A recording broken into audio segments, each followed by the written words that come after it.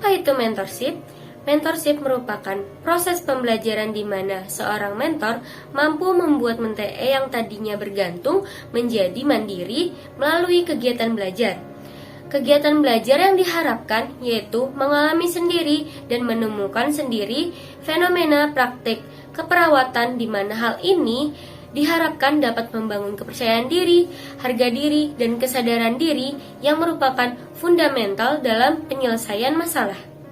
Mentoring terbagi menjadi dua tipe. Yang pertama adalah mentoring yang bersifat alami dan yang kedua adalah mentoring yang direncanakan. Di mana mentoring yang bersifat alami contohnya seperti persahabatan, pengajaran, pelatihan, konseling, dan lain-lain. Kemudian mentoring yang direncanakan dilaksanakan melalui program-program terstruktur di mana mentor dan mentee memilah dan memadukan kegiatan mentoring sehingga mentoring ini bersifat lebih formal. Aspek-aspek mentoring. Yang pertama adalah proses belajar yang terprogram, termasuk membangun kapasitas melalui instruksi, coaching, modeling, hingga memberi saran. 2. Kegagalan dan kesuksesan adalah guru yang tangguh. 3. Pemimpin perlu menceritakan pengalaman mereka, karena di setiap pengalaman pasti ada nilai yang sangat berharga. 4. Proses pengembangan yang matang akan sejalan dengan waktu. Program mentoring yang berhasil akan membuat proses belajar yang berkelanjutan. 5. Program mentoring merupakan sebuah kerjasama dari seluruh variabel yang ada. Kemudian pembahasan selanjutnya yaitu unsur-unsur mentoring. Nah, pelaksanaan kegiatan mentoring terdiri dari dua pelaku utama, yaitu mentor dan mentee. Jadi, apa sih mentor dan mentee itu? Jadi, mentor adalah seorang dewasa yang lebih berpengalaman yang mengetahui lebih jauh perkembangan karakter dan kompetensi remaja dengan membimbing remaja untuk dapat menguasai bakat dan tugas di mana mentor sudah menguasainya terlebih dahulu. Mentoring dapat dicapai melalui demonstrasi, instruksi, tantangan, dan dorongan secara bertahap dalam jangka waktu tertentu.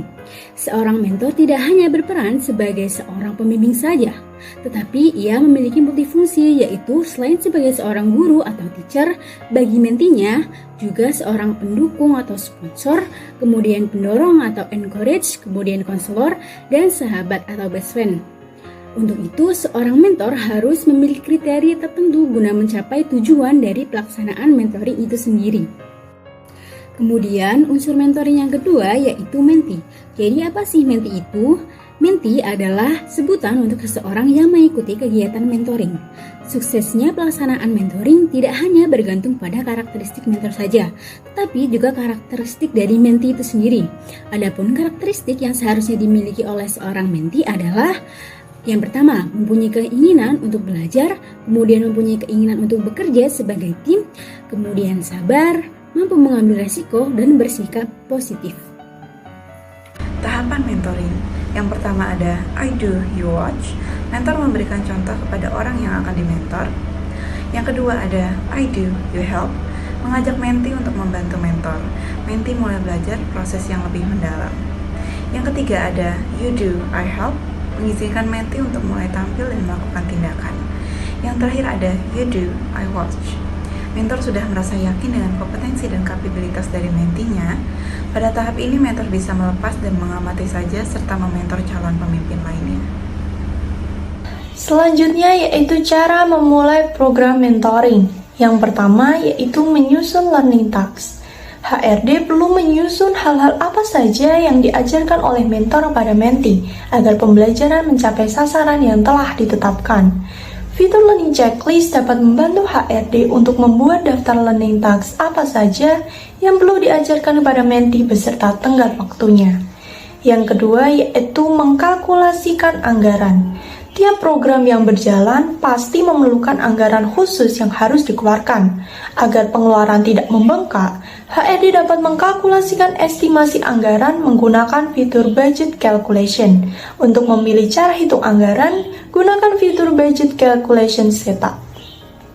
Yang ketiga yaitu mengelompokkan pelatihan dan pengembangan berdasarkan anggaran. HRD dapat mengelompokkan jenis-jenis pelatihan dan pengembangan berdasarkan anggaran menggunakan fitur budget group. Pengelompokan ini berguna untuk analisis dan evaluasi anggaran yang telah ditetapkan. keempat yaitu menentukan periode program. Penentuan periode berguna agar setiap program mempunyai batas akhir dan dapat dievaluasi perkembangannya. HRD bisa menentukan periode pelatihan dan anggaran yang telah ditetapkan menggunakan development period. Sementara khusus untuk program yang mempunyai beberapa sesi, fitur session dapat membantu HRD untuk menentukan sesi dari setiap program.